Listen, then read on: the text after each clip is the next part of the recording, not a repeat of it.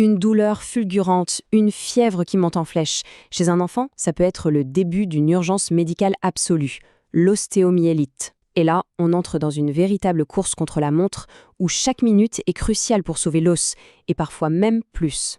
Alors, imaginez en queue le tableau. Un enfant, en pleine forme la veille, est soudainement cloué au lit par une douleur insupportable et une fièvre qui crève le plafond. On est face à un véritable mystère médical et le chronomètre est déjà en marche. Bon, la première étape, c'est l'enquête.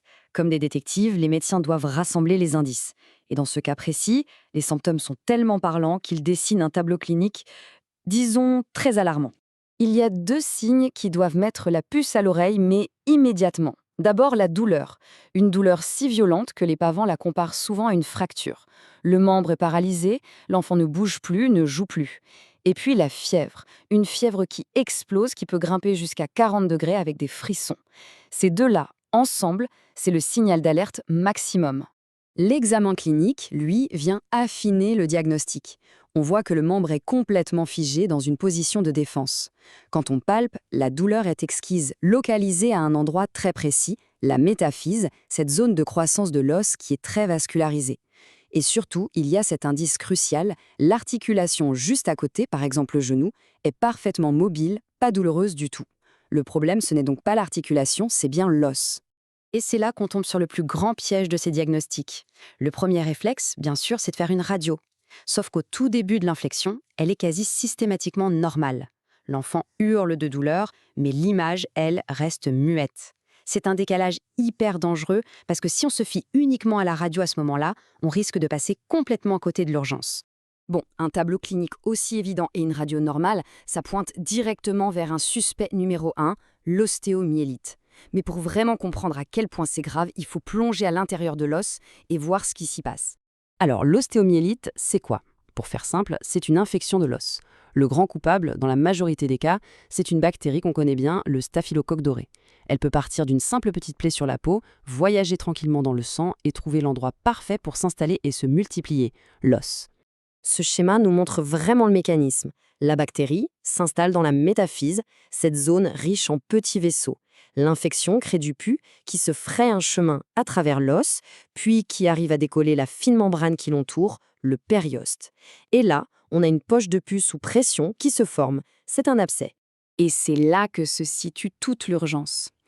Cet abcès, il agit comme un garrot, mais de l'intérieur. En décollant le périoste, il coupe les petits vaisseaux qui nourrissent l'os. Et un os qui n'est plus irrigué, eh bien il suffoque et il commence littéralement à mourir. C'est ce qu'on appelle la nécrose, et c'est ce qui peut transformer une simple infection en catastrophe. Et voilà le résultat d'un traitement qui arrive trop tard. L'infection devient chronique, elle ronge l'os. Cette radio d'un humérus est sans appel. On voit une destruction massive, des trous là où l'os a disparu. C'est une séquelle qui peut laisser un handicap à vie. Mais avant de clore l'enquête, un bon détective doit toujours écarter les autres suspects. Parce qu'une douleur osseuse aussi forte chez un enfant, ça peut être autre chose. C'est l'étape hyper importante du diagnostic différentiel. La grande question, c'est donc comment on peut être sûr que ce n'est pas une fracture qui serait passée inaperçue, ou bien, même si c'est plus rare, une tumeur osseuse. Ce tableau résume très bien les choses. Pour l'ostéomyélite, on n'a pas de choc, mais on a cette fièvre brutale et très haute, et la radio au début est normale. Pour la fracture, il y a un choc, pas de fièvre, et la radio montre le trait de fracture. Et pour la tumeur, la douleur est plus lente, la fièvre est faible ou absente, et la radio peut déjà montrer quelque chose. C'est vraiment la fièvre, le grand marqueur qui fait pencher la balance. Une fois que le diagnostic est posé, ou même juste fortement suspecté, la course contre la montre démarre pour de bon. Le traitement, ça ne peut pas attendre, c'est maintenant. Il y a cette phrase qui date de 1963 mais qui n'a pas pris une ride et qui résume toute la philosophie du traitement. Agir, à coup sûr, c'est agir trop tard. Ça veut tout dire. Si on attend d'avoir la preuve absolue, c'est qu'on a déjà perdu un temps précieux. On doit agir sur la suspicion. La règle d'or est donc simple et radicale.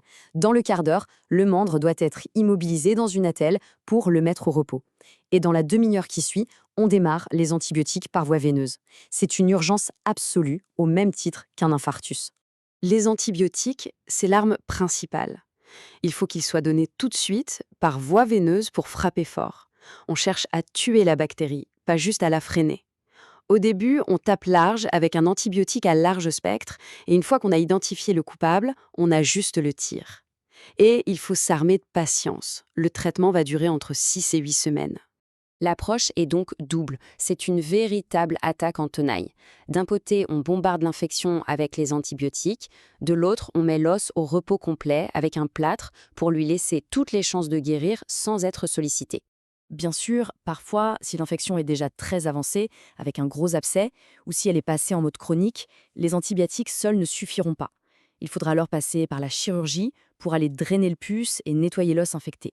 Et il ne faut pas croire que c'est une maladie rare. Dans les grands services de chirurgie pédiatrique, on parle de 1 à 2 nouveaux cas hospitalisés par semaine. C'est donc une pathologie fréquente, un vrai enjeu de santé au quotidien. Au final, tout se résume à une seule chose, la vitesse. Le pronostic de l'enfant ne dépend que de ça. Face à un enfant qui a de la fièvre et qui a mal à un os, le réflexe doit être immédiat. Et ça laisse une question essentielle en suspens. Est-ce que, collectivement, on agit toujours assez vite? Est-ce qu'on gagne à chaque fois cette course contre la montre?